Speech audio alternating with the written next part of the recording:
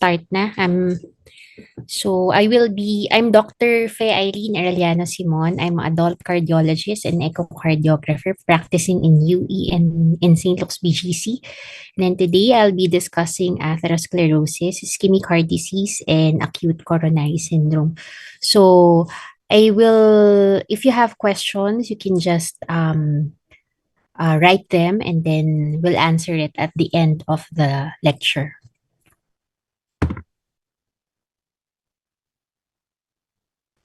Okay. So my references are Pathophysiology of Heart Disease, a collaborative project of the medical students and faculty, and then Harrison's Principles of Internal Medicine.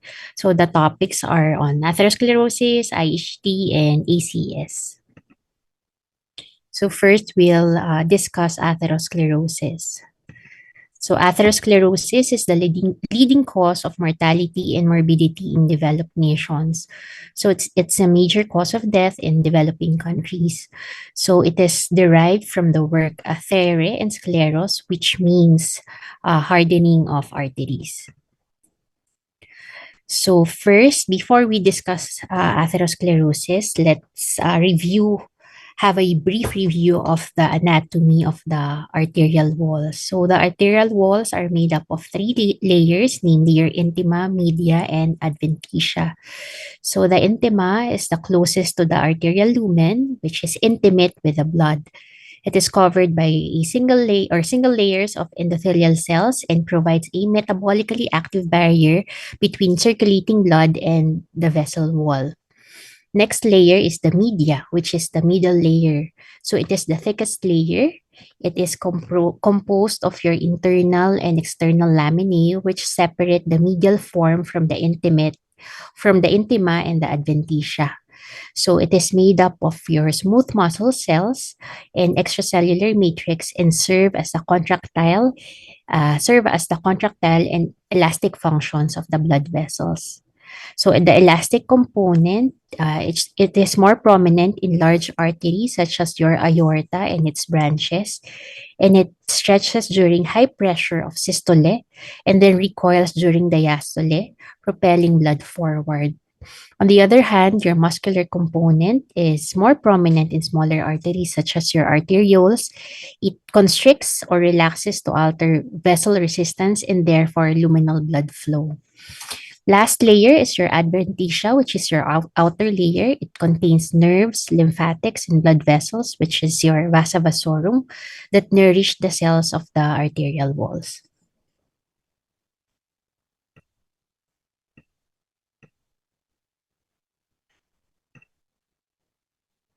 So this is just the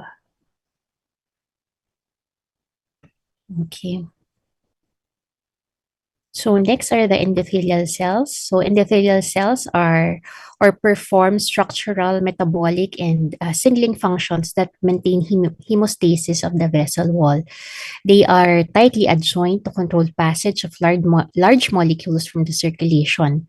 They also contain antithrombotic molecules. On the surface, they have your heparan sulfate, thrombomodulin, plasminogen activators, and as they enter into the circulation, they produce prostacyclines and nitric oxide. So this endothelial cells secrete substances that modulate the contraction of your smooth muscle cells. So the substances, which are vasodilators, and also vasoconstrictors. So examples of your vasodilators include your nitric oxide and your prostacyclin, and your vasoconstrictors include your endothelin. So these substances altogether alter arteriolar resistance and luminal blood flow. Endothelial cells also modulate immune response. So they resist leukocyte adhesions, which oppose local inflammation. They respond to local injury or infection by expressing cell surface adhesion molecules, which attach mononuclear cells to the endothelium and chemokines. So these substances facilitate leukocyte recruitment to the site of injury. So, um, Your endothelial cells and smooth muscle cells can be activated by inflammation, which is one of the pathophysiology of your atherosclerosis. So normally, endothelial cells are impermeable to large molecules, are anti-inflammatory, they resist leukocyte adhesion, they promote vasodilation, and resist thrombosis. When there is active inflammation, they become more permeable. They produce inflammatory cytokines. They increase the production of leukocyte adhesion molecules and have decreased vasodilatory molecules and decreased antithrombotic molecules. Your arterial smooth muscle cells, on the other hand, normally have a normal contractile function. They maintain extracellular matrix and mostly are contained in the medial layer. When there is inflammation, they increase the production of your inflammatory cytokines. They increase extracellular matrix synthesis and the migration of your intima and proliferation. So the inflammatory activation of these vascular cells, both in your endothelial and smooth muscle cells, corrupts their normal functions, and this favors the pro-atherogenic mechanisms that drive your plaque formation.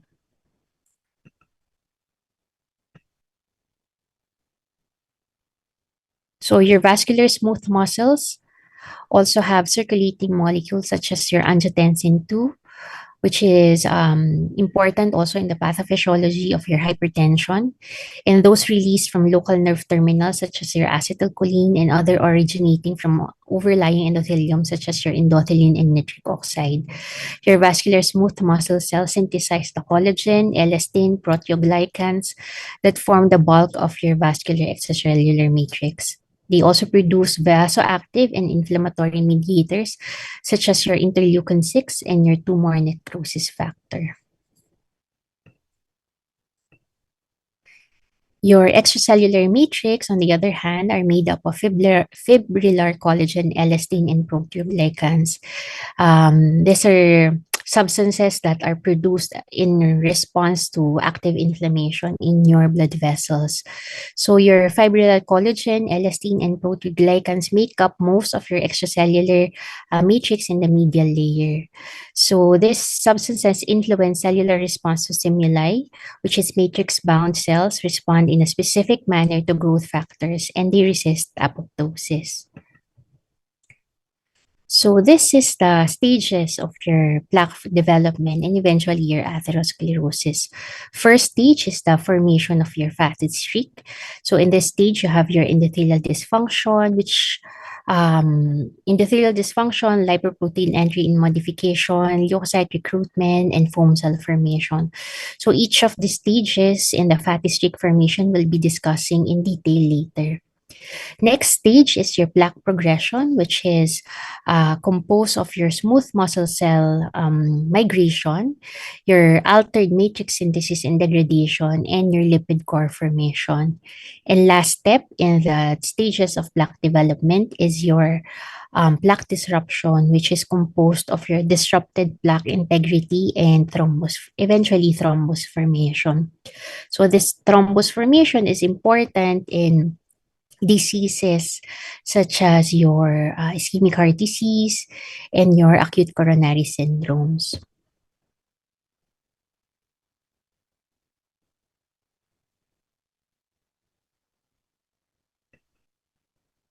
So first stage is the fatty streak formation. So it is the earliest visible lesions of atherosclerosis. It is composed of yellow discoloration on the artery's inner surface, as you can see in the previous picture. So neither protrude substantially into the arterial lumen nor impede blood flow. So they exist in the aorta, in coronary arteries of most people by age of 20. And fatty streak does not cause symptoms. So in some locations in the vasculature, they may regress over time. So first stage in the fatty streak formation is your endothelial dysfunction. So this is the primary event of your atherogenesis. So it results from exposure to diverse agents such as your physical forces, chemical irritants, and of course your tobacco use, no? So normal in endothelial dysfunction, the normal laminar shear forces favor endothelial production of nitric oxide, so which is an endogenous vasodilator and an inhibitor of platelet aggregation and an anti-inflammatory substance. So bifurcated vessels, meaning those bifurcate, so they produce a Y configuration, no? Contain common sites of atheroma. So again, endothelial dysfunction may result from exposure to a toxic chemical environment, examples of which include tobacco smoking, abnormal circulating lipid levels or hyperlipidemia, and of course your diabetes. So this stimuli increase endothelial production of your reactive oxygen species, which the cells promote local inflammation as a form of reaction. So the activated state of the endothelium produces an impairment of permeability barrier, causes the release of your inflammatory cytokines, increase production of your cell surface adhesion molecules that recruit leukocytes, and altered release of vasoactive substances and interference with normal antithrombotic properties. So this is the groundwork for subsequent events leading to atherosclerosis. So next is your lipoprotein entry and modification. So there is increase in endothelial permeability, allowing the entry of LDL or your low density lipoprotein, which is your bad cholesterol. So in order for you not to forget which is the bad and the good cholesterol, you have the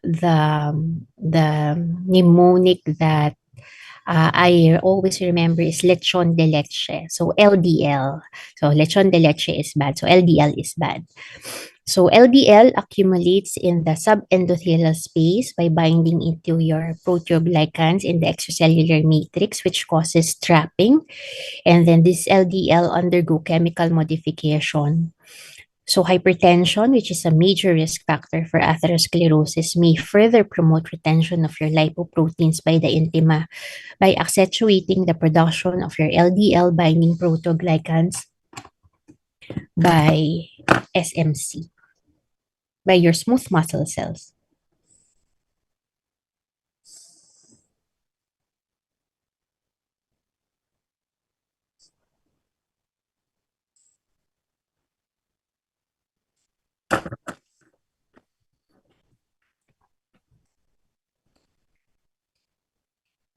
So LDL is eventually oxidized by your active oxygen species and pro-oxidant enzymes derived from activated endothelial or smooth muscle cells or from macrophages that penetrate the vessel wall.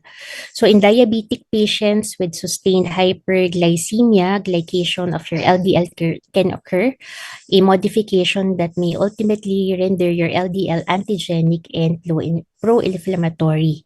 In the fatty streak, uh, likely throughout plaque development, modified LDL produce or promotes leukocyte recruitment and foam cell formation.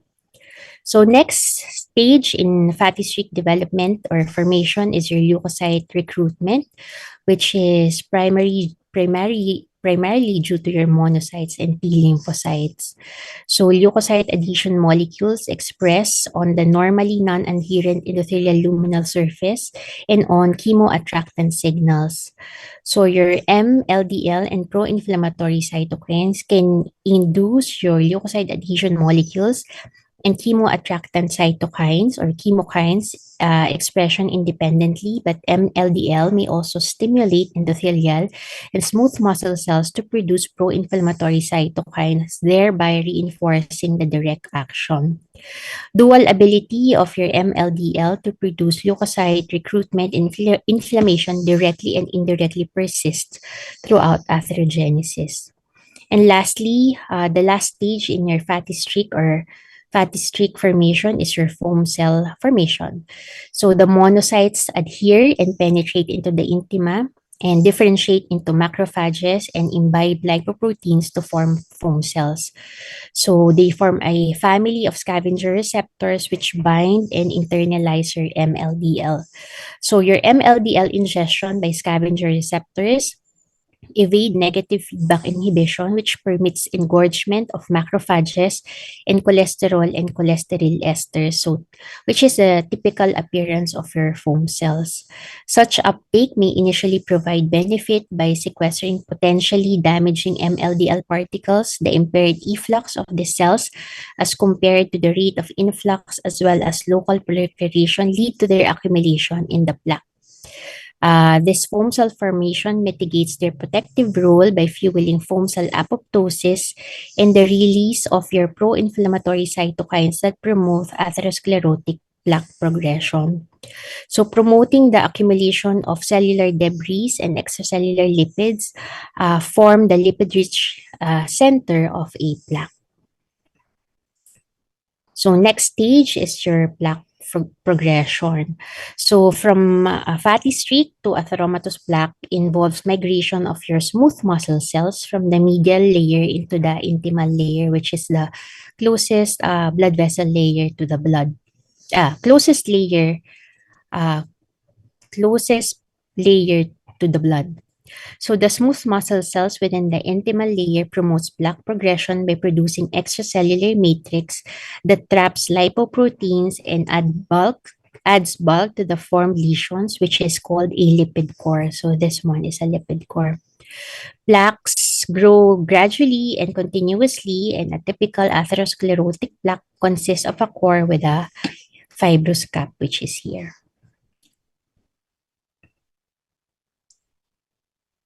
So this is just in your the foam cells in your the foam cells that was initially produced in your uh, fatty streak as a response to the formation of your fatty streak produces cytokines such as your tumor necrosis factor, your interleukin 1, and your TGF beta, and your increased prostaglandin growth factor 1. And this production of substances altogether with your thrombosis and platelet activation causes the smooth muscle cells to migrate to the intima and proliferate in producing extracellular matrix, which produces your fibrous cap. So lastly is your plaque disruption. So the structure of the fibrous cap contributes to the plaque integrity. So a thick cap may cause arterial narrowing but less propensity to rupture. The thinner fibrous caps are fragile and more likely to rupture and result in thrombus formation. So that can be partially obstructing or completely obstructing. So it depends. So the net deposition of your extracellular matrix is the result of your competing synthesis and degradation reactions. So smooth muscle cells synthesize the bulk of your fibrous cap constituents such as collagen and elastin. So your foam cells elaborate destructive proteolytic enzymes such as your collagen degrading matrix metalloproteinases and the elastolytic cathepsins. Your T lymphocytes derived factors favor destruction of your fibrous cap. And all plaque residents, however, contribute to the cytokine milieu of the plaque, providing multiple activating inhibitory stimuli as shown.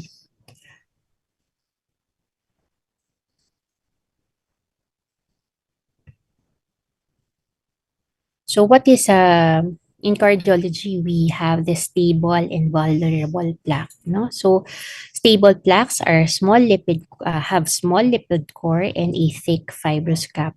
So they have less propensity to rupture and cause your cardiac events. As compared to your vulnerable plaques, they have large lipid core and a relatively thin fibrous cap, which is subject to rupture, resulting in thrombosis and eventually your myocardial infarction.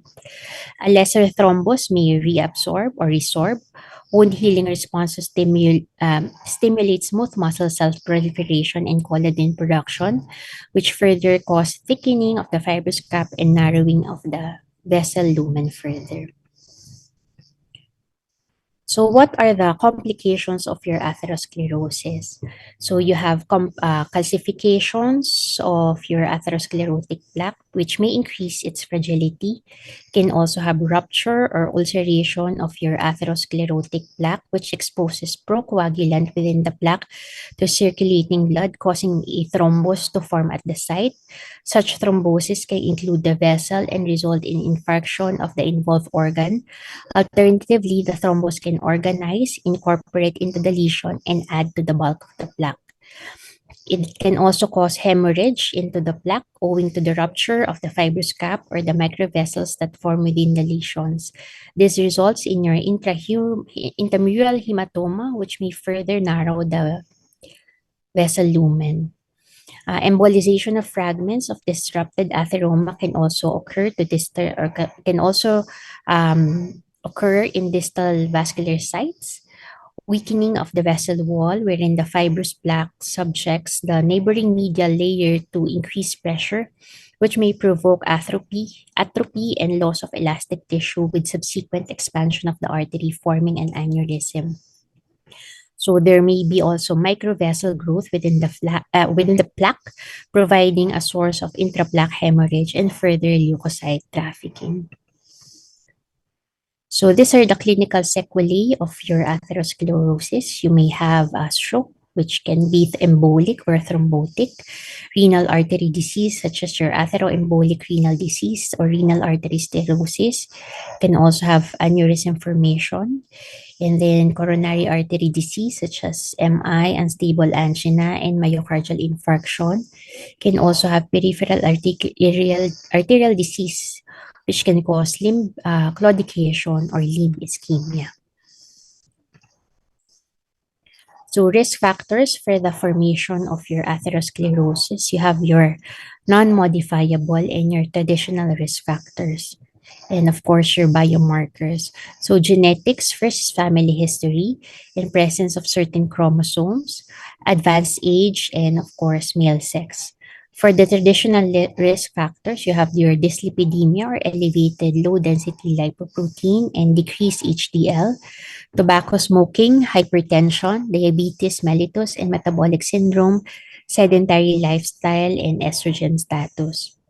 For the biomarkers, the presence of an elevated lipoprotein A, which is a variant of your LDL whose major apolipoprotein links by a disulfide bridge to another protein, which independently predicts cardiovascular outcomes. And lastly, your C-reactive protein and other markers of inflammation. So this is just the American College of Cardiology or American Heart Association recommendation group for statin therapy.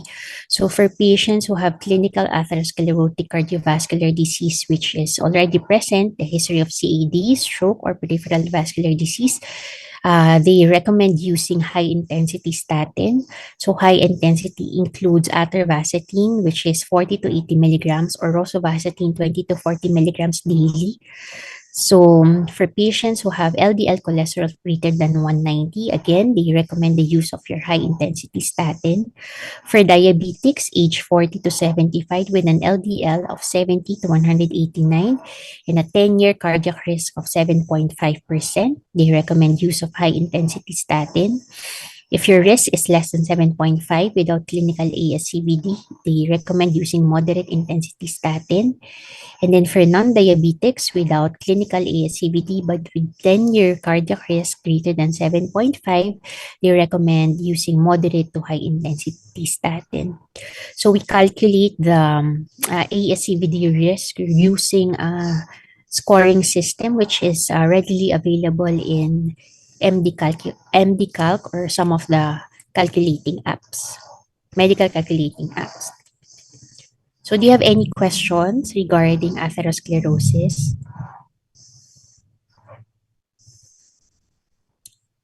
So if none, we'll proceed to ischemic heart disease.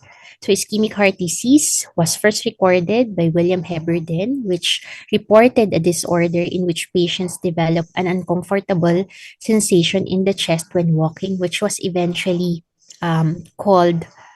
which was eventually termed as angina pectoris. So soon after this uh,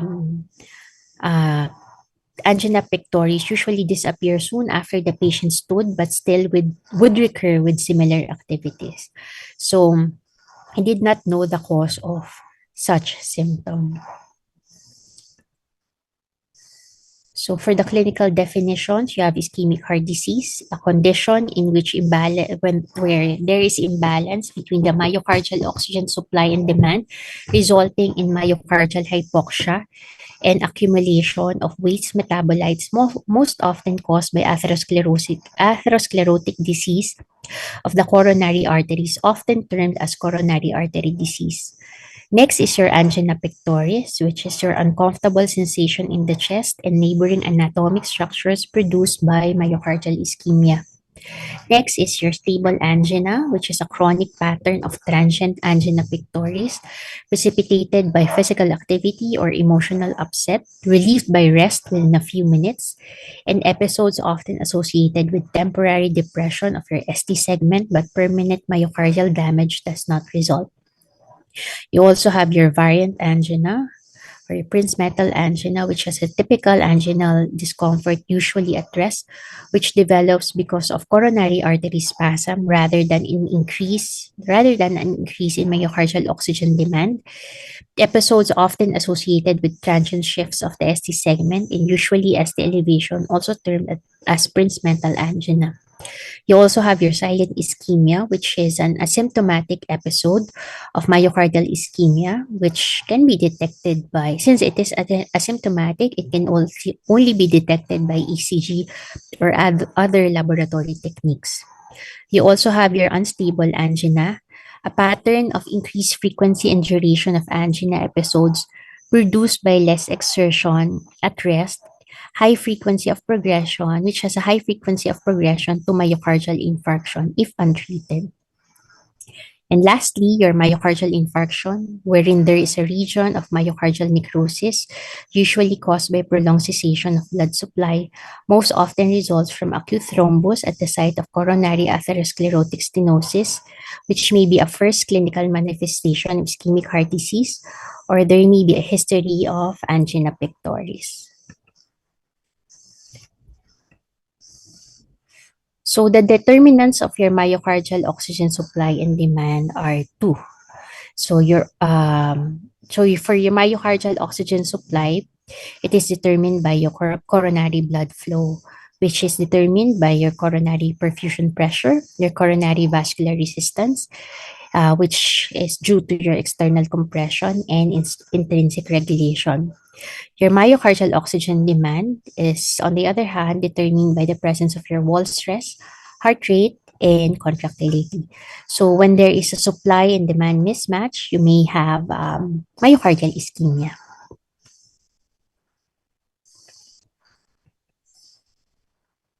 So for myocardial oxygen supply, the coronary artery flow is directly proportional to the vessel's perfusion pressure and is inversely proportional to coronary vascular resistance. So unlike other arterial systems in which the greatest blood flow occurs during diastole, the predominance of coronary perfusion takes place during diastole. So the blood vessels of the heart, the coronary arteries, are perfused during diastole. So unimpaired in diastole, because it happens during diastole because the relaxed myocardium does not compress the coronary vasculature as compared to when the heart is contracting or during systole. So external compression caused by exerted on the coronary vessels during cardiac cycle by contraction of the surrounding myocardium. So the degree of compression is directly related to the intramyocardial pressure and is therefore greatest during systole. The intrinsic control of your coronary arterial tone is determined by two metabolic factors such as your hypoxemia, which is due to your brought about by your aerobic metabolism and oxidative phosphorylation in the mitochondria, which is inhibited, and there is generation of high energy phosphates, including adenosine triphosphate is impaired. So ADP and AMP accumulate and is therefore degraded into adenosine, which is a vasodilator, which is a prime metabolic mediator of your vascular tone.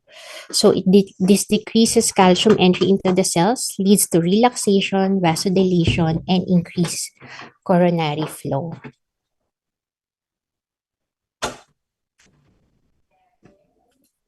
So next are your endothelial factors. So endothelial cells produce numerous vasoactive substances that contribute to the regulation of your vascular tone. Examples of which include nitric oxide, your prostacyclin, your endothelium-derived hyperpolarizing factor. So endothelin 1 is a potent vasoconstrictor which is produced by your endothelial cells, which partially counteracts the actions of the endothelial vasodilation. It's simulated by several factors, including your thrombin, your angiotensin 2, your epinephrine, and the shear stress of blood flow.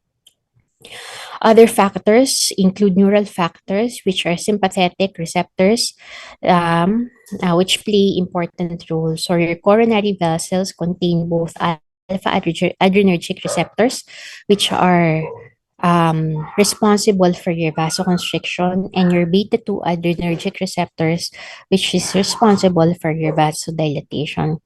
Catecholamine stimulation via your coronary vasoconstriction via your alpha adrenergic receptor neural effect. It increases myocardial oxygen consumption through increased heart rate and contractility, and the resulting increased production of your local metabolites induces net coronary dilatation instead. So the three determinants on the other hand of the spectrum is your myocardial oxygen demand.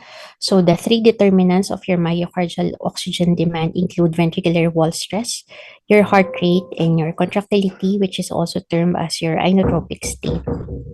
So your ventricular wall stress is related to the intravascular or intraventricular pressure in the radius of the ventricle and the ventricular wall thickness, which is approximated by your Laplace law. So circumstances that increase the pressure in the left ventricle, such as your aortic stenosis, hypertension, augment wall stress, and myocardial oxygen consumption. So these conditions can decrease conditions that decrease ventricular pressures, such as your hypertensive therapy, can cause reduced myocardial oxygen consumption. So when you have aortic stenosis and hypertension, there is increased myocardial oxygen use. When you use your antihypertensive medications such as your vasodilators, beta blockers, they reduce myocardial oxygen consumption.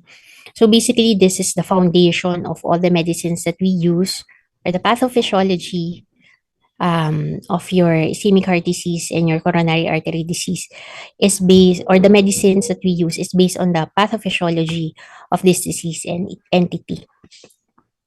So next is the heart rate. If the heart rate accelerates during physical exertion, the number of contractions and the amount of ATP consumed per minute increases and oxygen requirements rise. So in terms of contractility, circulating catecholamines or the administration of positive inotropic drugs directly increase the force of contraction, which augments oxygen utilization. Conversely, a negative inotropic effect, such as your beta adrenergic blocking drugs, decrease myocardial oxygen consumption.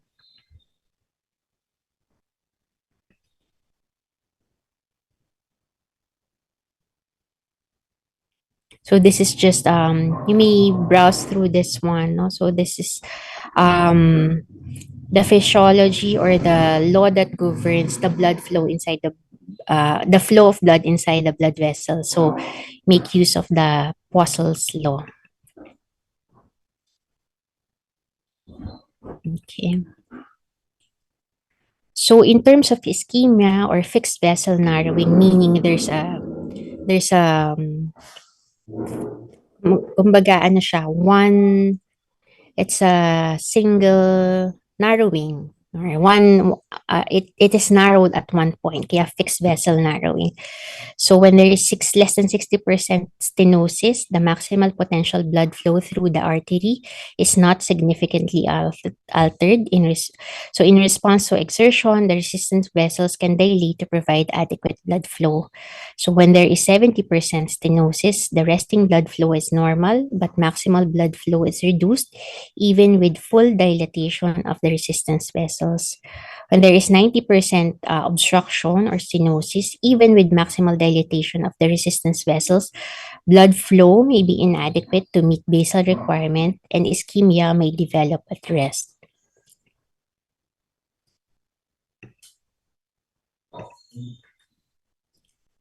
So this is the resting and maximal coronary blood flows that are affected by the magnitude of your proximal artery stenosis or your percent lesion diameter. So which was I have been mentioning. So 60, 70, and 90. So the dotted line indicates the resting blood flow and the solid line represents the maximal blood flow. So where is there is full dilatation of your distal resistance vessels.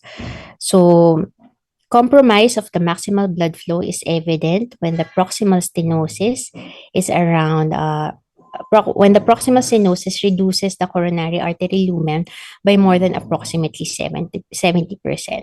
So as you can see here, the dotted line begins to the flow, no, from the resting coronary from um the maximal coronary flow begins to decrease when there is 70% lesion diameter or stenosis.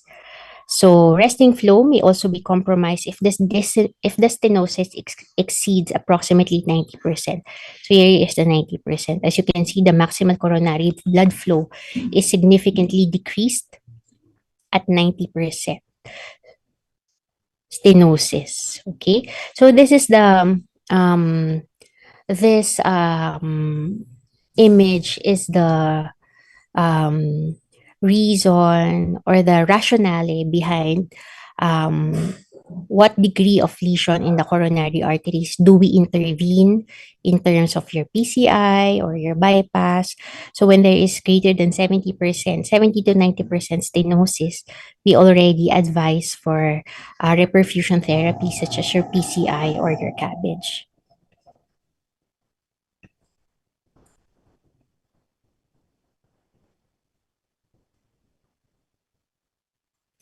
So again, so this has been elaborately discussed earlier in the pathophysiology of your atherosclerosis.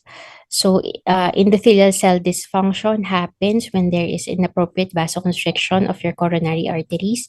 So, again, there is impaired release of your endothelial vasodilators, which leaves the direct catecholamine effect unopposed, such that relative vasoconstriction occurs instead. So, normally, products of your platelet aggregation in a developed clot um, such as your serotonin ADP causes vasodilation, which ensues because they stimulate endothelial release of nitric oxide.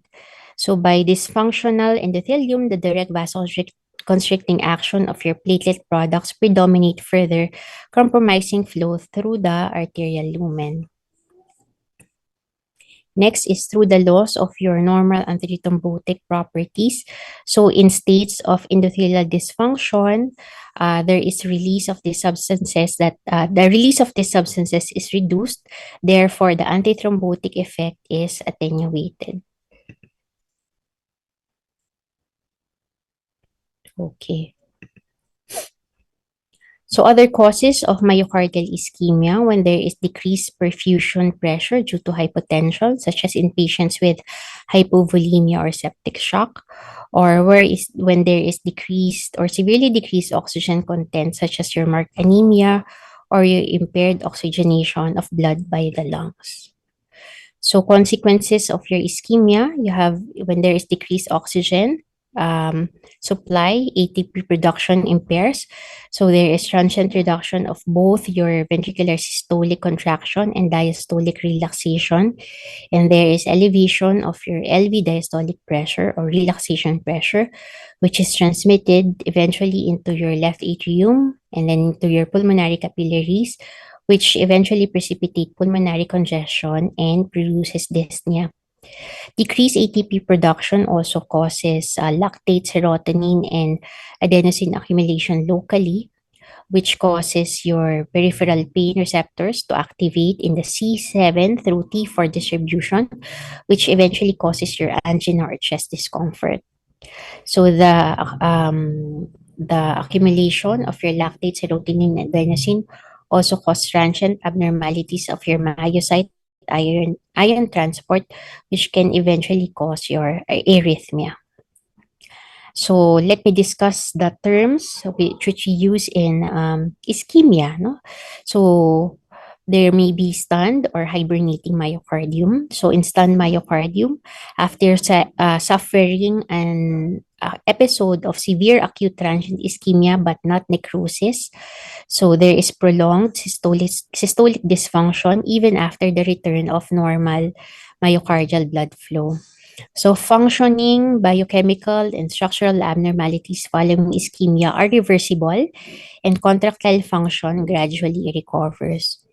So mechanism responsible for this delayed recovery of function involves myocyte calcium overload and accumulation of your oxygen-derived free radicals during ischemia. In general, the magnitude of stunning is proportional to the degree of your preceding ischemia, and this state is likely the pathophysiologic response to an ischemic insult that just falls short of causing your irreversible necrosis. Your hibernating myocardium, on the other hand, tissues that manifest chronic ventricular contractile dysfunction due to a persistent reduced blood supply, usually because of multivessel CAD. So the damage here is the irreversible damage has not occurred, and ventricular function can promptly improve if appropriate blood flow is restored by percutaneous or surgical revascularization. Special viability studies such as your PET or the dobutamine stress echo of patients with CAD and contractile dysfunction can differentiate hibernating from infarcted myocardium. So that distinction can help guide the decision of whether to undertake coronary revasc because hibernating myocardium would be expected to regain contractile function with restoration of blood flow, whereas infarcted myocardium would not. So yung stunned and hibernating myocardium, so even if the blood or even if the perfusion is so in stunned myocardium, even if the perfusion um is restored, so the systolic function or the cardiac function does not immediately go back to normal, so it will take time. So yung hibernating myocardium naman, so when you give there is also there is also systolic dysfunction, but when you give certain agents such as your dobutamine, you see that the systolic function augments or improves. So ibig sabihin ng hibernating, natutulog lang siya. Kumbaga, eventually, kung ibig sabihin, kumbaga natutulog lang siya in Tagalog. So if you do eventual revascularization, the cardiac function will eventually become normal.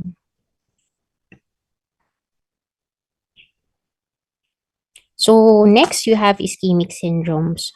So for your normal coronary arteries, they are widely patterned and the endothelium functions normally.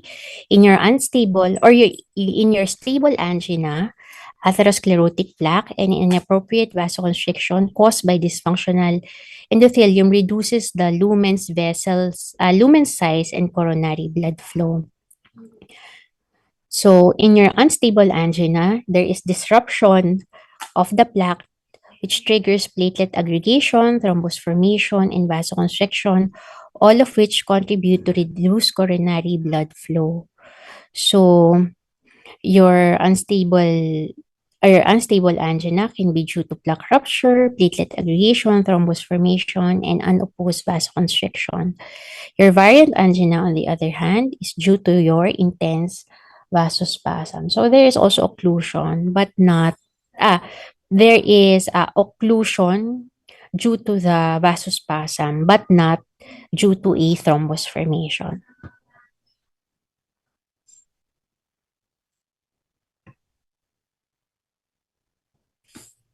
So for your stable angina, the pattern is predictable, which is transient chest discomfort during exertion or emotional stress. This can be caused by a fixed obstructive atheromatous plaque in one or more coronary arteries. The pattern of symptoms is usually related to the degree of stenosis. So physical exertion causes activation of the sympathetic nervous system, resulting in increased heart rate, blood pressure, and contractility, all of which augment myocardial oxygen consumption. Oxygen demand exceeds available supply, and then myocardial ischemia ensues, and then which causes chest discomfort and your angina pectoris. Ischemia and symptoms persist until the increased demand is alleviated and oxygen balance is restored. So contributing to the inadequate oxygen supply is in unstable angina is inappropriate coronary vasoconstriction, which is caused by your atherosclerosis associated endothelial dysfunction. So normally, the high myocardial oxygen demand during exertion is balanced by an increased supply of blood as an accumulation of local metabolites induces vasodilation. So with endothelial cell dysfunction, vasodilation is impaired and vessels may paradoxically vasoconstrict instead. So in response to exercise-induced catecholamine stimulation of alpha adrenergic receptors on the coronary artery smooth muscles. So unstable angina. So the patient with chronic stable angina may experience sudden increase in the tempo and duration of your ischemic episodes, occurring with lesser degrees of exertion and even at rest. So unstable angina can be a precursor to an acute MI. So unstable angina and acute MI are also known as acute coronary syndromes, and they result from rupture of an unstable atherosclerotic plaque with subsequent platelet aggregation and thrombosis.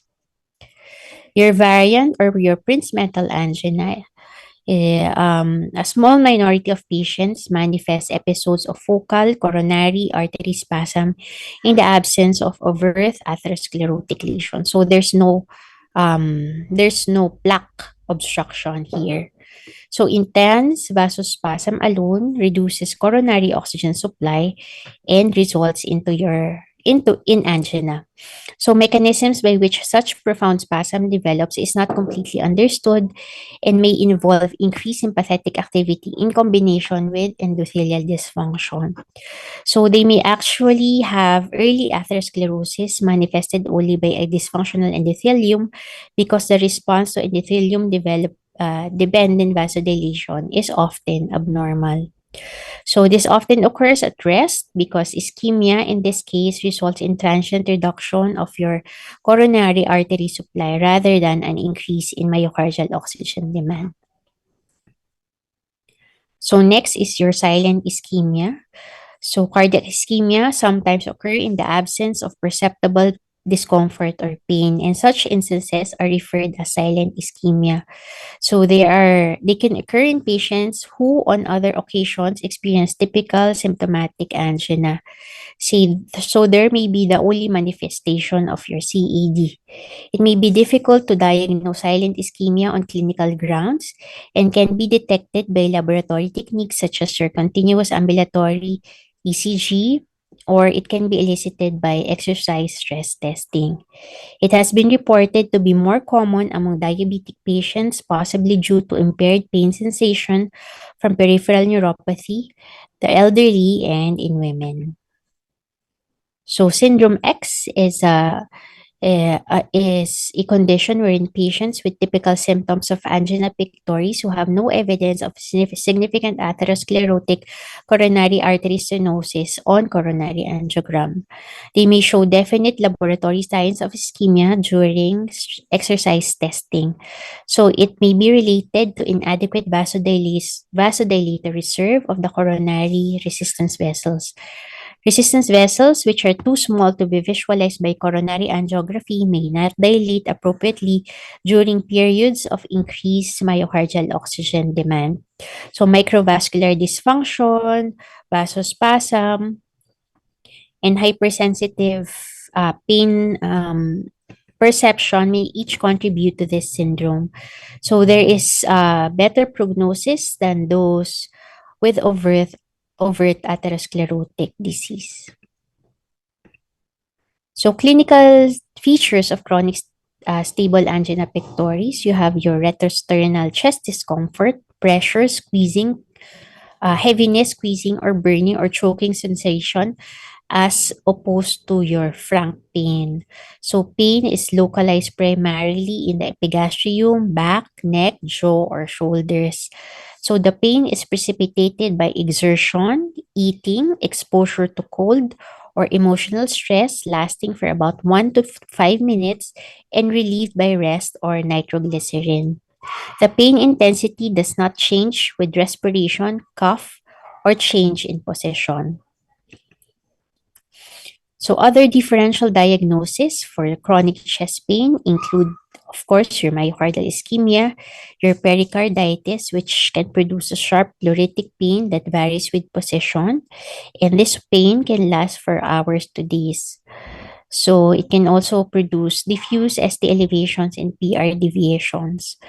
Other clinical or other diseases that may cause chronic chest pain, you have your GERD, your peptic ulcer disease, your esophageal spasm, your biliary colic, musculoskeletal conditions such as your costochondral syndrome or cervical radiculitis can also cause chest pain or ischemic type of pain. So, in terms of the history, what other parts of the history can you ask the patient regarding their uh, to be able to diagnose the chest pain further or properly? So you ask for the history of peripheral arterial disease, the presence of your intermittent claudication, presence of stroke or transient ischemic attack. So you look at the family history if there is presence of your premature ischemic heart disease less than 55 years of age in a first degree male relative or less than 65 years of age in female relative. History of diabetes, hypertension, and other risk factors for coronary atherosclerosis. History of typical angina pectoris establishes the diagnosis of ischemic heart disease until proven otherwise.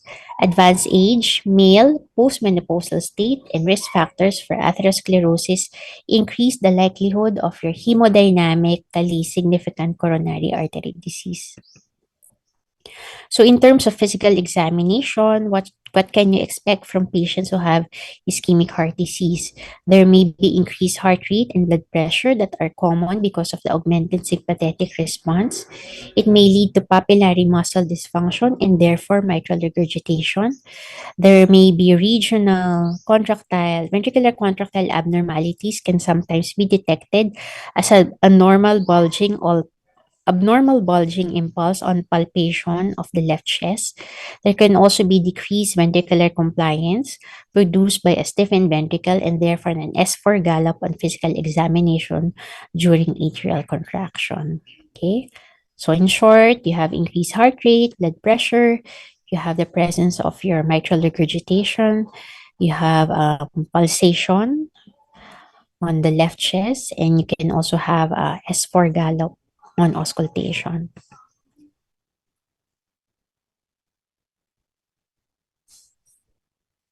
So your myocardial ischemia can cause decrease in systolic dysfunction, which can be seen in the 2D echo as dyskinetic apical, sorry,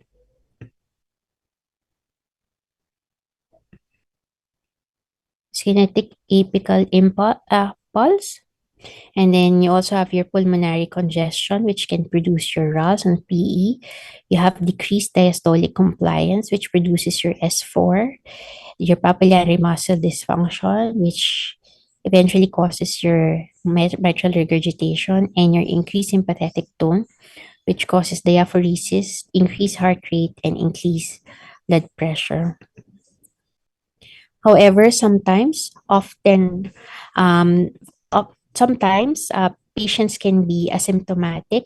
So you either look for evidence of atherosclerotic disease on other sites, such as your abdominal aortic aneurysm, carotid arterial bruit, diminished pulses of the lower extremities.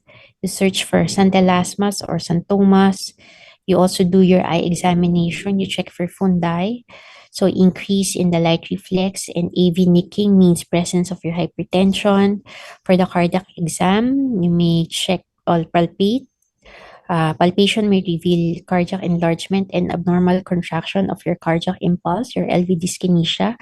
Your auscultation may show a third or fourth heart sound or apical systolic murmur, such as your MR. And a protuberant abdomen may indicate the presence of your metabolic syndrome and is a risk factor for atherosclerosis. So next, we now go to your diagnostic studies. So this first is the ECG. So first thing you do or you request for a patient exhibiting or experiencing chest pain upon arrival at the emergency room is your ECG. So to the left side is your normal ECG. So when you have subendocardial ischemia, you can have your horizontal ST depression. You can also have your downsloping ST depression, and of course your T wave inversions. When you have subtransmural ischemia, it means that the entire thickness of the myocardium is affected. You can have your ST elevation.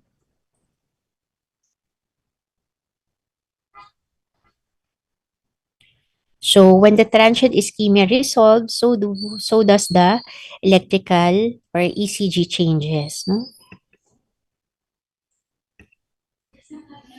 So next thing that you can request for patients who have, let's say, a normal ECG but still experiencing chest pain, you can do your standard exercise testing. So this has a sensitivity of 65 to 70% and a specificity of 75 to 80%. So patient exercises on a treadmill or a stationary bicycle to progressively higher workloads and is observed for the development of chest discomfort or excessive dyspnea. The test is continued until angina develops or the signs of myocardial ischemia appear on ECG. A target heart rate is achieved 85% of the maximal predicted heart rate for age or the patient becomes too fatigued to continue.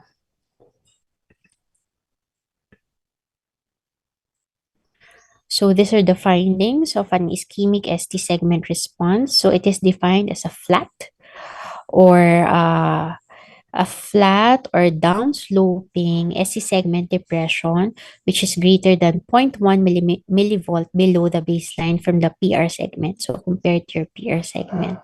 So 1 millimeter, 0.1 millivolt is equivalent to 1 small square. So the ST depression should last longer than 0.08 seconds or two small boxes. The upsloping here or junctional ST segment changes are not characteristic of ischemia and should not be considered a positive stress test. So just the horizontal ST depression and downsloping ST depression. Other tests that you can use to test for ischemia is nuclear imaging study, which has a higher sensitivity of 80 to 90% and specificity of 80% for the detection of clinically significant CED. So radionuclide, commonly either as technetium labeled or thallium, technetium or thallium is injected intravenously at peak exercise, so imaging is performed. So these are the images that we see during nuclear imaging studies. So next is your exercise echocardiography, which has the same sensitivity and specificity as your nuclear imaging. So sensitivity of 80% and specificity of 90%. So for the detection of your significant CED. So the left ventricular contractile function is assessed by echo at baseline and immediately after treadmill or bicycle exercise. So you image the heart during baseline and at peak exercise. The test indicates inducible myocardial ischemia if regions of ventricular contractile dysfunction develop during exertion, meaning when the contractility weakens during peak exercise, you know that the patient has inducible ischemia. Therefore, there may be a significant stenosis on the affected blood vessel. So for patients unable to exercise or those with hip or knee arthritis, you can use vasodilators such as your dipyridamole, adenosine, or inotropes or dobutamine to simulate the to simulate as to facilitate your stress test and eventually simulate the feeling of exercise, especially for the vitamin stress test. So last is the coronary angiography. This is the most direct means of identifying coronary artery stenosis. It is visualized radiographically following the injection of radiopaque contrast material into the artery. It is typically reserved for patients whose anginal symptoms do not respond to adequate pharmacologic therapy, for those with unstable presentation, or when the results of non-invasive testing are so abnormal that severe CAD warranting revasc is likely. So lastly, we go to treatment. So the pharmacologic treatment and the prevention and treatment of angina is based on the mechanism or pathophysiology of your ischemic heart disease. So, which is the supply and the myocardial oxygen and supply mismatch.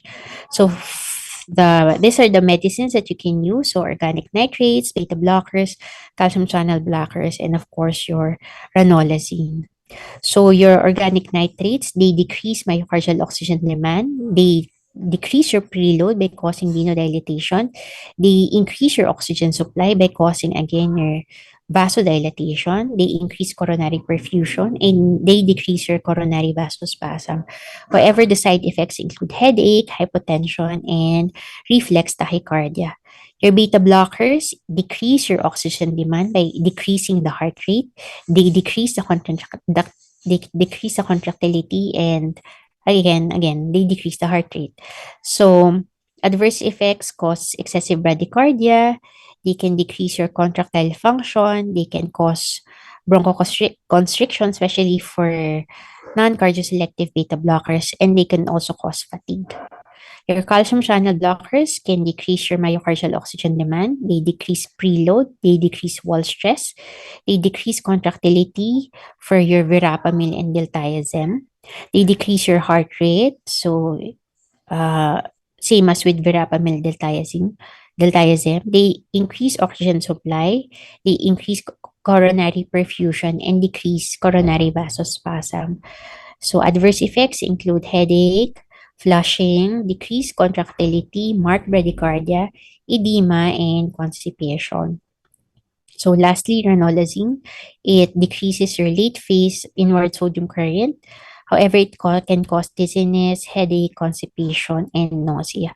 So ranolazine is not a first-line medication for ischemic heart disease. Usually, you give the first three, the beta blockers, calcium channel blockers, and your nitrates.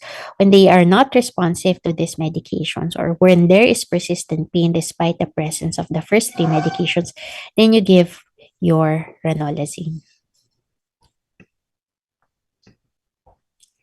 Next is your antiplatelet. So examples of which include your aspirin and your clopidogrel. So your aspirin prevents platelet aggregation by irreversible cyclocox inhibitor with subsequent suppression of your thromboxane A2, and its antiplatelet effect can last as long as 7 days. Your clopidogrel is a selective inhibitor of your ADP binding to platelet receptor and subsequent ADP mediated activation of your GP2B3A complex, thereby inhibiting platelet aggregation. You may consider clopidogrel in patients with contraindication to aspirin. So next is your beta blocking agents. So they work by competing with endogenous catecholamines for beta adrenergic receptors. Again, they reduce myocardial oxygen consumption via several effects, including decrease in resting and exercise heart rates and reduction in myocardial contractility and afterload. They are classified as non-selective, beta-1 selective, non-selective and beta-1 selective, and having intrinsic sympathomimetic effects. So examples of your beta blockers include metoprolol, bisoprolol, carvedilol, and your atenolol. Next is your calcium channel blockers. So they reduce transmembrane flux of calcium via calcium channels. They cause smooth muscle relaxation, resulting in peripheral arterial dilatation and afterload reduction. And they are indicated when symptoms persist despite treatment with beta blockers or when beta blockers are contraindicated, such as when patients with status asthma. So asthma and status asthmaticus. Also, or those with patients with hyperactive airway disease. It is also indicated in patients with Prinzmetal angina with or without nitrates. Examples of your calcium channel blockers include your amlodipine, verapamil, and your diltiazem. Next is your long-acting nitrates. So they reduce preload and afterload by venous and arterial dilatation, which subsequently reduces myocardial oxygen consumption and release your angina. So they also cause dilatation of your epicardial coronary arteries, which is beneficial in patients with coronary spasm. In addition, nitroglycerin has antithrombotic and antiplatelet effects in patients with angina pectoris. There is no evidence that suggests that nitrates improve survival or slow progression of coronary artery disease. So these are just for symptom relief. Examples of your nitrates include isosorbide mononitrate and dinitrate. So medical treatment to prevent acute cardiac events, you have your antiplatelet therapy, which reduces the risk of acute coronary syndromes in patients with coronary chronic angina and should be the standard part of the regimen used to treat CAD. You also have your platelet P2Y2 ADP receptor agonists such as your clopidogrel. And then also, you have to include your lipid lowering or lipid regulating therapy, so which include your HMG-CoAs inhibitors or your statin. They lower MI and death rates in patients with established coronary artery disease and in those at high risk of developing CAD.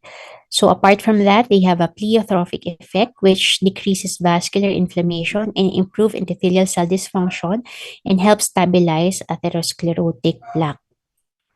So trials of patients with established atherosclerotic disease have demonstrated a linear relationship between the magnitude of LDL and the reduction of your cardiovascular risk.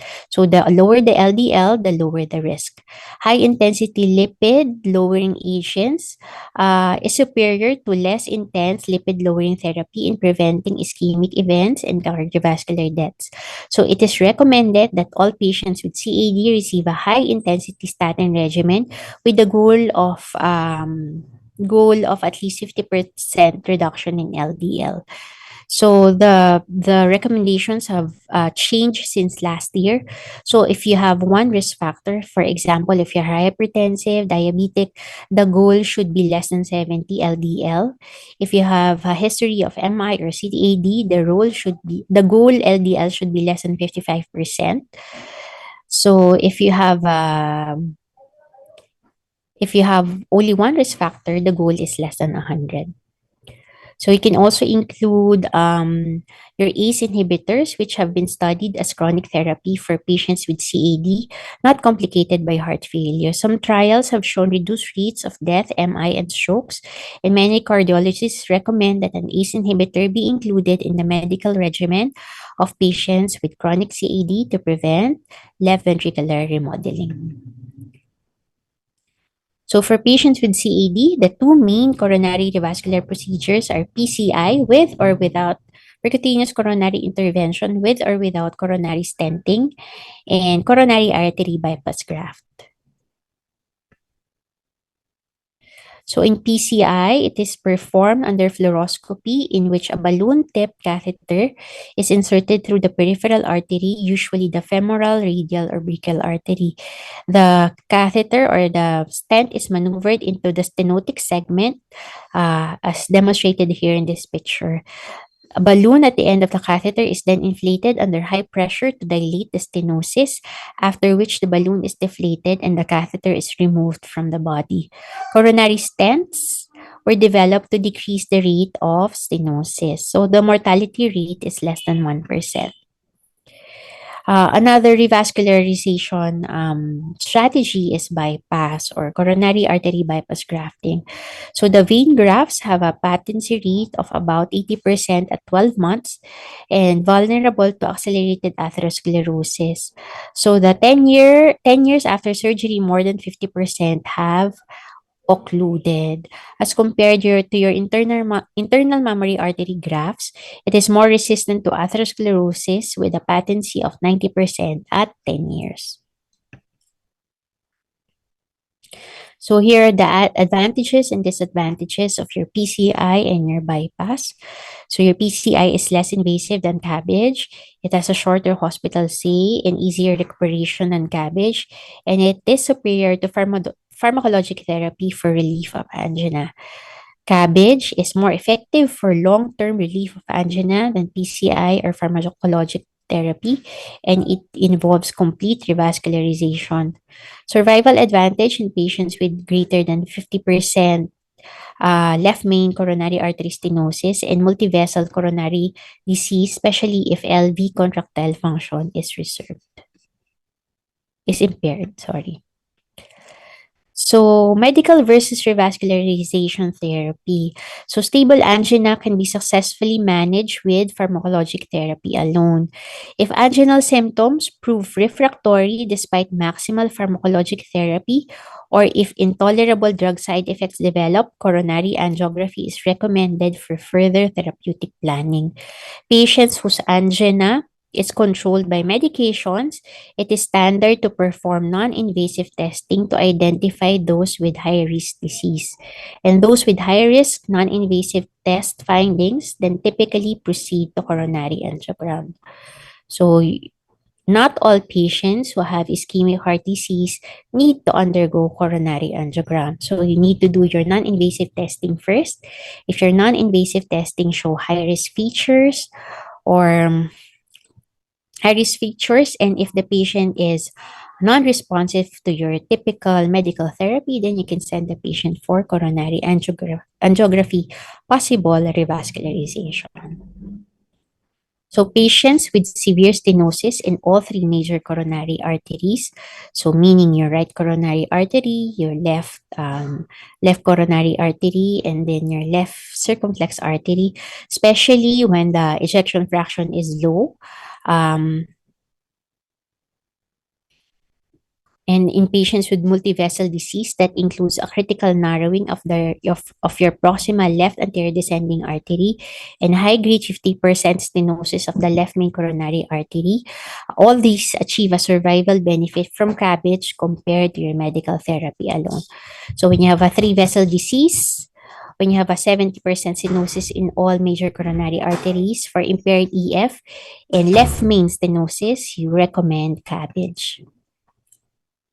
So parts of the treatment or management plan for ischemic heart disease include expectation and reassurance.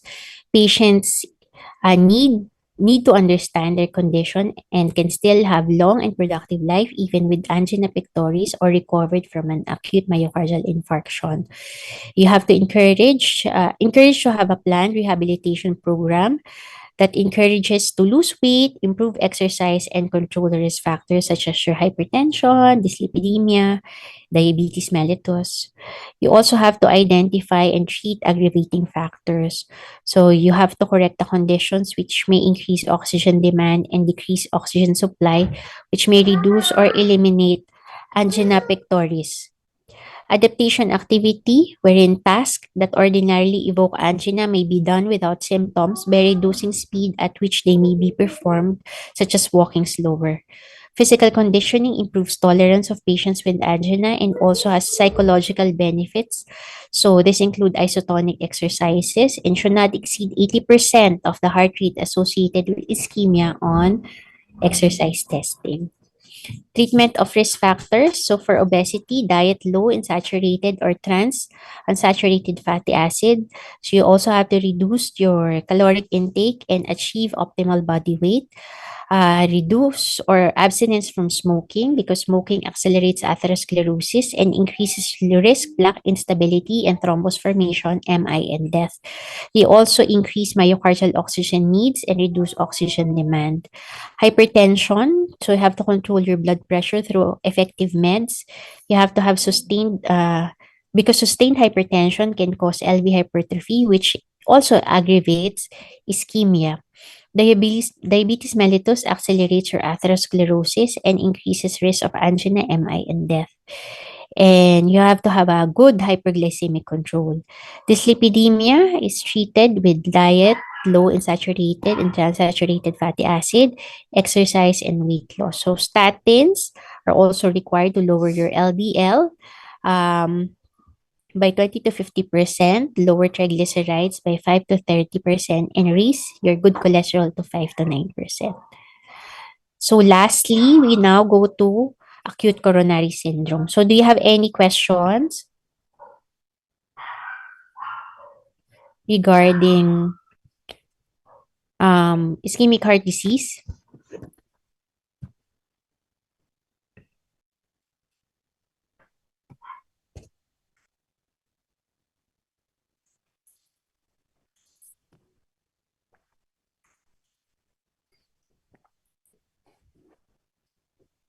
So if none, we'll proceed with the last topic for today, which is acute coronary syndrome. So 90% of acute coronary syndrome results from disruption of an atherosclerotic plaque with subsequent platelet aggregation and formation of an intracoronary thrombus. So when it is partially occlusive, it is a typical cause of your unstable angina or your non-ST elevation MI. So NSTEACs or NSTEMI present uh, NSTEACs or NSTEMI present with necrosis.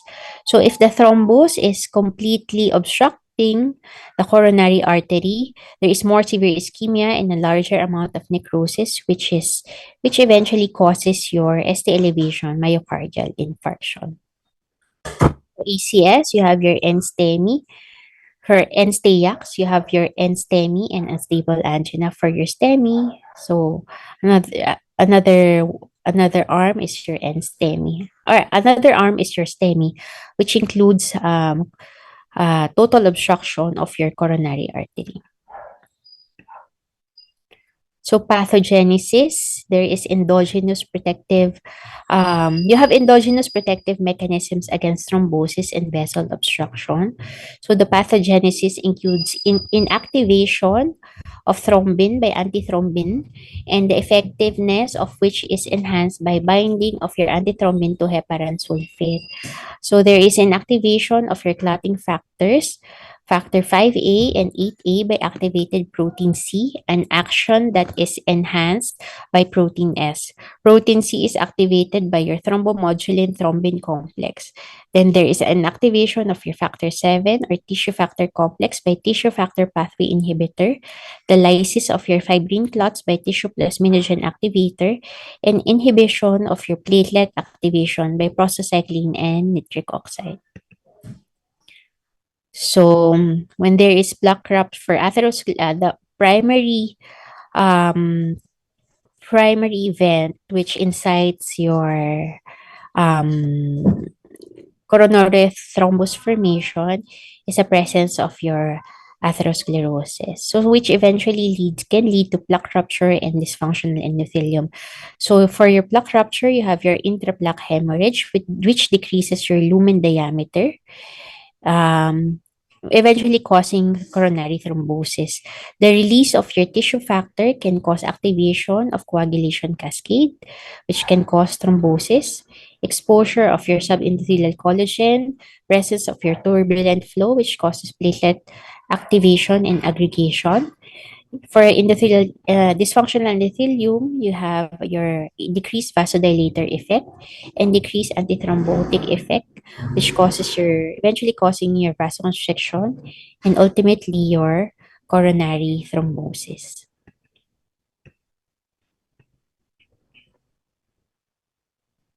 So when you have a coronary thrombus or a small thrombus, non-flow limiting, so there are no ECG changes, which can lead to healing or plaque enlargement. Partial occlusive thrombus can cause ST segment depression or T-wave inversions.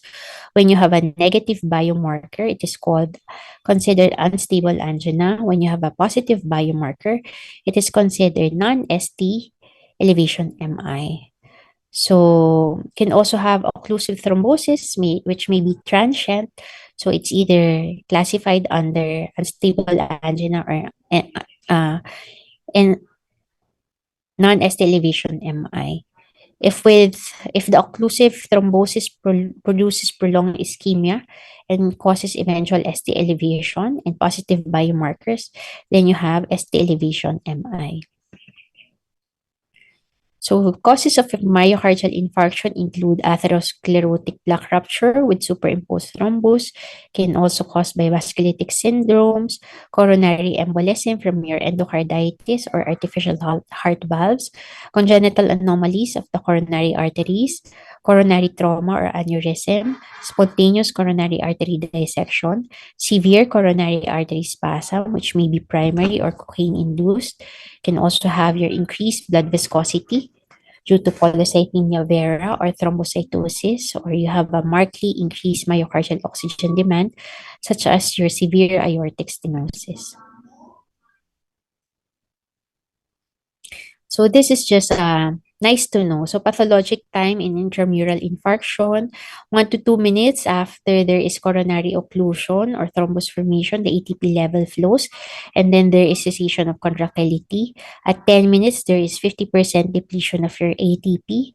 There is production of cellular edema, decreased membrane potential, and susceptibility to arrhythmia.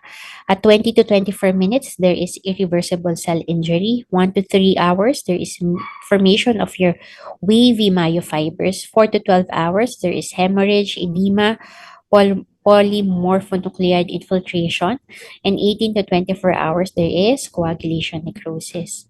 After 2 to 4 days, the coagulation necrosis completes. There is monocyte appearance and polymorphonucleides infiltration peaks. At late changes, so 5 to 7 days, you have yellow softening from resorption of dead tissues by macrophage. Greater than 7 days, you have granulation tissue formation. And at 7 weeks, you have fibrosis and complete scarring. Okay. So this is just a mechanism of cell death in myocardial infarction. So acute ischemia rapidly depletes the intracellular supply of your adenosine triphosphate as aerobic mechanism fails. So subsequent intracellular acidosis and impairment of your ATP-dependent processes culminate in intracellular calcium accumulation, edema, and cell death. So signs and symptoms of your myocardial infarction include severe, persistent, typical substernal chest pain. You can also have your diaphoresis, cold and clammy skin, and also have parasympathetic or vagal effects such as your nausea, vomiting, and weakness. You can also experience mild fever. For cardiac findings, there may be S3 or S4 gallop, dyskinetic bulging in anterior wall MI, can also have systolic murmur if there is papillary muscle rupture in your causing mitral regurgitation or ventricular septal rupture. No? Other physical examination findings include RALS if heart failure is present and jugular venous distension if there is heart failure or right ventricular myocardial infarction. So what are the conditions that may cause acute coronary syndrome? So these are the differentials. So for the life-threatening conditions, you have your ACS, your pericarditis, your aortic dissection, and of course, your pulmonary embolism. So this should be part of your different, not all patients with chest pain have acute coronary syndrome. So this should be at the back of your mind when diagnosing patients. So pericarditis may present a sharp pleuritic pain which worsens during inspiration. So pain varies with position, usually relieved by sitting forward, and friction rub may be present over the pericardium during auscultation. You can have diffuse ST elevation in acute pericarditis. Okay. In acute dissection, there is tearing, ripping pain that migrates over time. There is asymmetry of your arm blood pressures and widened mediastinum on chest X-ray. Pulmonary embolism, you have localized pleuritic pain accompanied by dyspnea. Pleural friction rub may be present and predisposing conditions such as venous thrombosis. Other risk factors or other conditions that may mimic ACS include pneumonia, pneumothorax, esophageal spasm, or acute cholecystitis.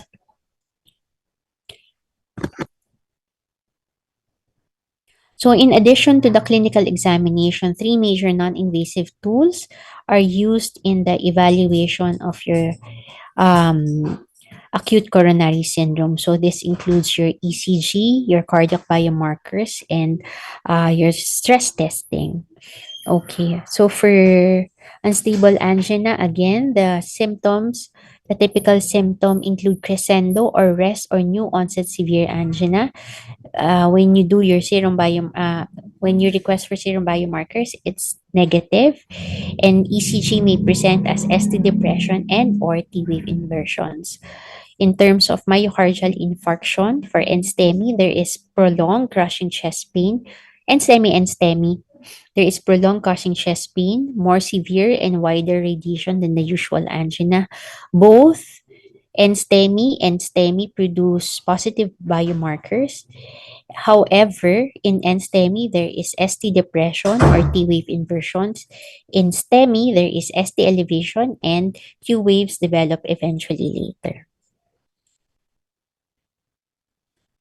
Okay, these are just ECG abnormalities in unstable angina and non-ST elevation MI. So this is the normal configuration of your ECG. So you can have, for NSTEMI, you can have T wave inversions here or ST depression.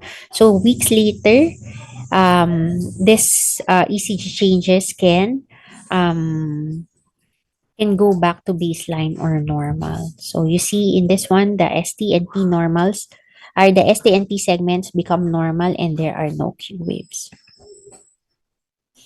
On the other hand, this is the ECG abnormality in your ST elevation MI. So this is the normal. So for acute phase, you have your ST elevation, and then hours, you have your ST elevation and decrease R wave, and there is formation of your Q wave here. And then day 1 to 2, you have your T wave depression and Q wave becomes deeper. Days later, the ST segment eventually normalizes. The ST segment normalizes and the T wave is inverted. Then weeks later, the ST segment is normal. However, the Q wave persists. So, in terms of cardiac biomarkers, cardiac troponin serums begin to rise 3 to 4 hours after the onset of chest discomfort and achieve a peak level between 18 to 36 hours and then decline slowly, allowing the detection for 10 days or more after a large MI. CKMB, on the other hand, starts to rise 3 to 8 hours following infarction in peaks at 24 hours and returns to normal within 48 to 72 hours. So usually what we request now or what is recommended now is cardiac troponin alone. So we request them at the time of the arrival at the ER for patients presenting with chest pain, and then we repeat it after 4 hours including the ECG. If there is a significant rise in the troponin, then we treat the patient. If the ECG is normal or if the ECG shows T wave inversions or ST segment depression, then we treat the patient as NSTEMI. However, if there is changes in the ECG or there is elevation in the ECG, we treat the patient as a case of ST elevation MI. The CKMB usually we do not request unless we are entertaining reinfarction during the admission.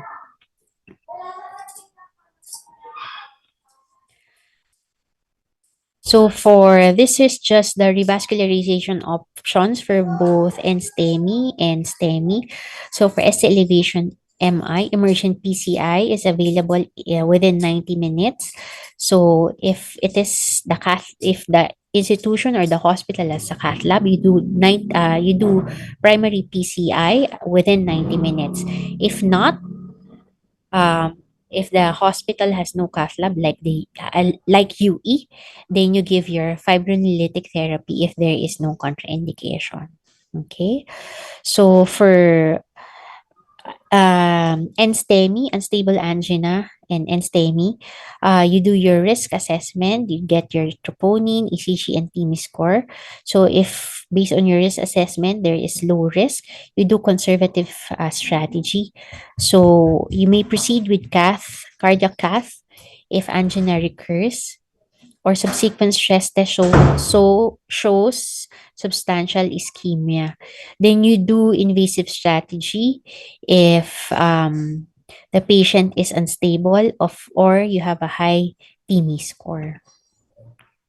So patients with NSTEACs exhibit early 30-day risk of death ranging from 1 to 10% and a recurrent ACS rate of 5 to 15% during the first year.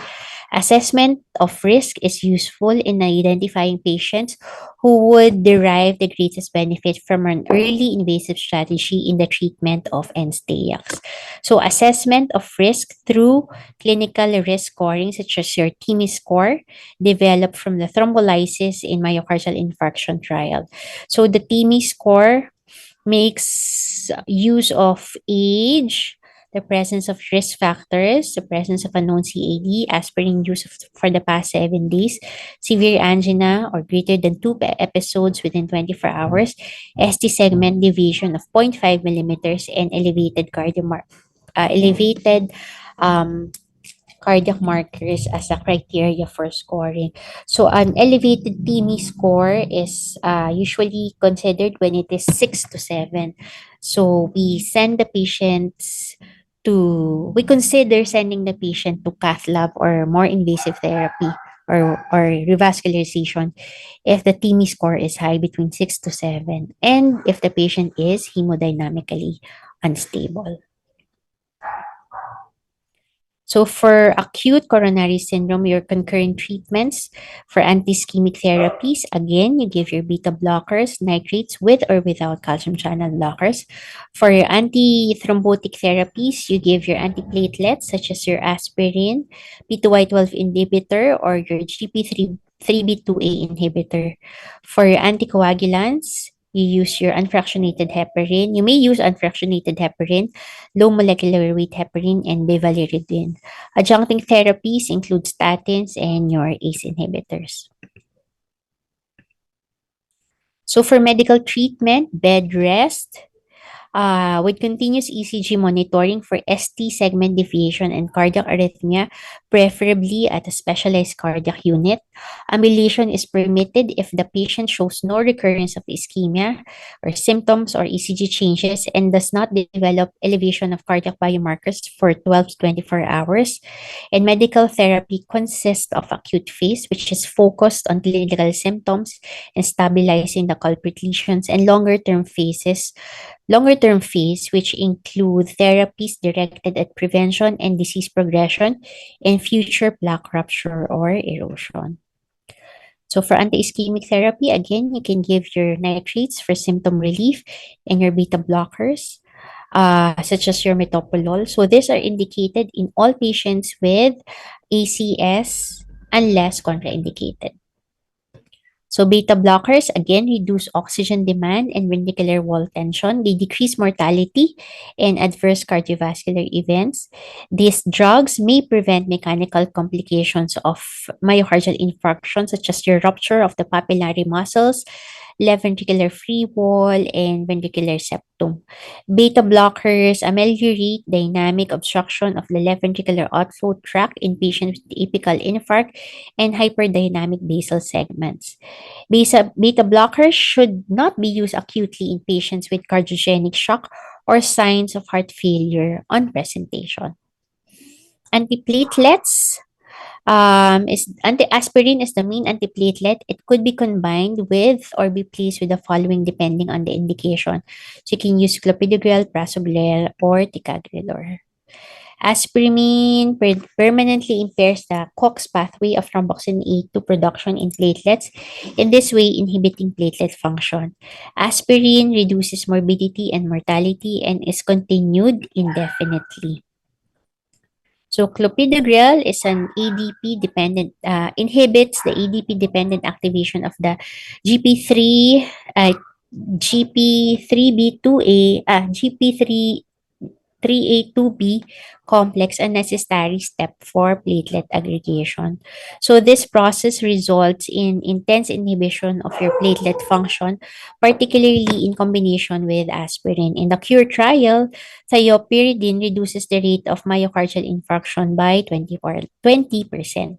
So clopidogrel is a class 1 recommendation for patients with an early non-interventional approach when an early non-interventional approach is planned in therapy for at least 1 month and ideally up to 1 year, together with aspirin. So ticagrelor was approved by the US FDA in July 2011 and is the first reversible oral P2Y receptor antagonist. So the results of the randomized Plato trial show that ticagrelor provides faster, greater, and more consistent ADP receptor inhibition than clopidogrel. And prasugrel. So like clopidogrel, prasugrel is a thiopyridine ADP receptor inhibitor that inhibits platelet aggregation. So it has been approved in the United States and has been shown to reduce new and recurrent myocardial infarction. So the loading dose is 60 milligrams once and maintenance is 10 milligrams once a day. Prasugrel is indicated for reduction of thrombotic cardiovascular events, including stent thrombosis with ACS that is managed with PCI. So another medication that you can give is low molecular weight heparin. So anticoagulants include unfractionated low molecular heparin and of course your factor 10A inhibitors such as your rivaroxaban and your fondaparinib. So low molecular weight heparin is indicated for treatment of ST elevation MI managed medically or with subsequent PCI. It is also indicated as prophylaxis for ischemic complications caused by unstable angina and your non-ST elevation MI. Aside from the possible medical benefits using low molecular weight heparin in place of unfractionated heparin, advantages of low molecular weight heparin include ease of administration, absence of need for coagulation monitoring, and potential for overall cost saving. Although three low molecular weight heparins are approved for the use of the United States, only enoxaparin is currently approved for use in unstable angina. So complications of MI include the formation of your ventricular thrombus, which may lead to embolism, decreased cardiac contractility, which can cause cardiogenic shock, so which further can aggravate ischemia and cause hypotension and further decrease your coronary perfusion pressure. Electrical stability in the as manifested by your arrhythmia, tissue necrosis can also occur as evidenced by the presence of your papillary muscle infarction, ischemia, ventricular septal defect, and your ventricular rupture. The presence of your papillary muscle infarction, ischemia can cause your significant MR, causing congestive heart failure. Pericardial inflammation can, after MI, can cause pericarditis, which can cause cardiac tamponade. So arrhythmias in acute MI include the following. You have sinus bradycardia due to increased vagal tone or decreased SA nodal artery perfusion, especially in patients with occlusions or thrombosis in the right coronary artery. Patients can also have sinus tachycardia due to pain and anxiety, heart failure, volume depletion, or the presence of your chronotropic drugs such as your dopamine. Can also have your atrial fibrillations due to heart failure or atrial ischemia. You can also have your ventricular tachycardia, ventricular fibrillation due to your ventricular ischemia or heart failure, and then AV blocks. So due to your increased vagal tone, decreased AV nodal artery flow, and extensive destruction of your conduction tissue.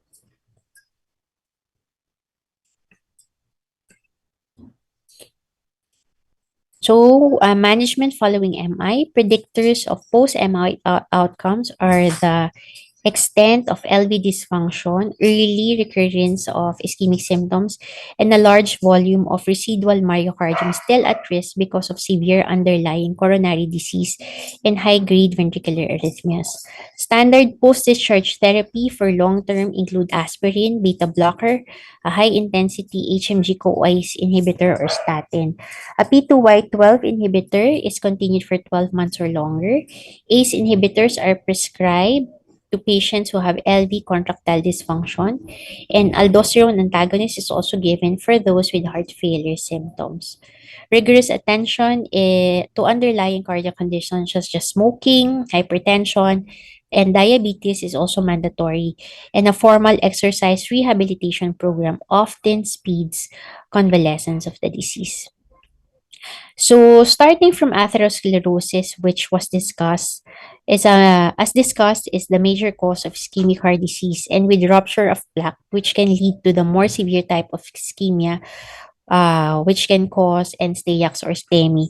As noted throughout the lecture, the drug therapy are similar in all spectrum of ischemia, with management slightly differing in NSTEMI versus STEMI, because STEMI is requires immediate reperfusion therapy, hence the need for fibrinolysis or immediate PCI. So before I end, please take note of this table present in Harrison's. This shows that myocardial infarction can be classified into 5 different types, usually based on the underlying cause of the ischemia. So type 1 is the one which we are more familiar with, and as discussed, the infarction which is related to atherosclerosis and the result of plaque rupture. So type 2 is due to condition other than coronary artery disease or atherosclerosis. So this includes your coronary artery spasm, endothelial dysfunction, anemia, and tachyarrhythmia. So type 3 is a MI resulting in death when biomarkers are not available. So usually death has occurred prior to cardiac biomarkers being obtained or before levels could rise. So patients have symptoms of MI and may have ECG findings suggestive of ischemia or LBB, but cardiac biomarkers were not obtained before death.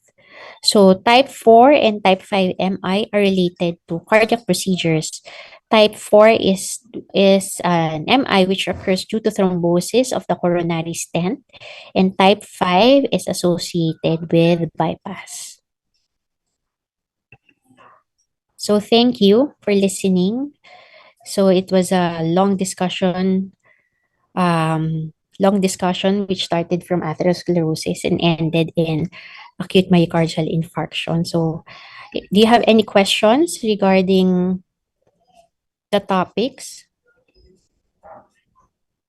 we've discussed?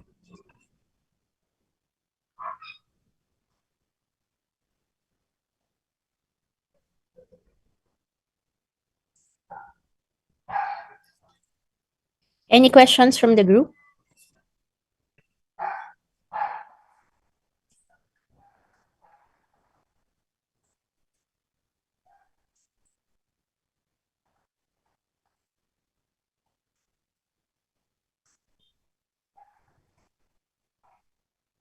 So if none, I will be ending this um lecture already. So if you have additional questions, you may email them to the department secretary. Okay. Good afternoon, everyone. Thank you for listening. Thank you, Doc. Thank you po, Doc.